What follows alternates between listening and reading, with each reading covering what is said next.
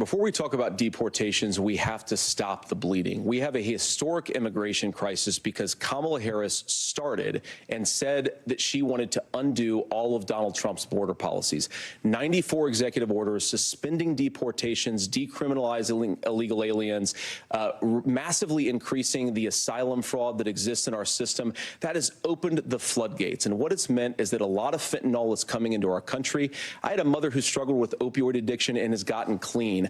I don't want people who are struggling with addiction to be deprived of their second chance because Kamala Harris let in fentanyl into our communities at record levels. So you've got to stop the bleeding. You've got to re-implement Donald Trump's border policies, build the wall, re-implement deportations. And that gets me to your point, Margaret, about what do we actually do?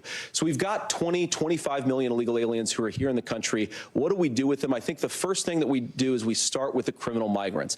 About 1 million of those people have committed some form of crime in addition to crossing the border illegally.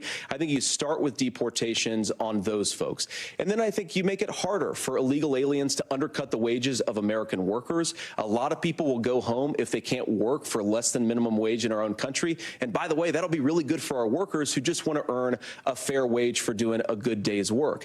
And the final point, Margaret, is you ask about family separation. Right now in this country, Margaret, we have 320,000 children that the Department of Homeland Security has effectively lost. Some of them have been sex trafficked. Some of them hopefully are at homes with their families. Some of them have been used as drug trafficking mules. The real family separation policy in this country is unfortunately Kamala Harris's wide open southern border. And I'd ask my fellow Americans to remember when she came into office, she said she was going to do this. Real leadership would be saying, you know what, I screwed up. We're going to go back to Donald Trump's border policies. I wish that she would do that. It would be good for all of us.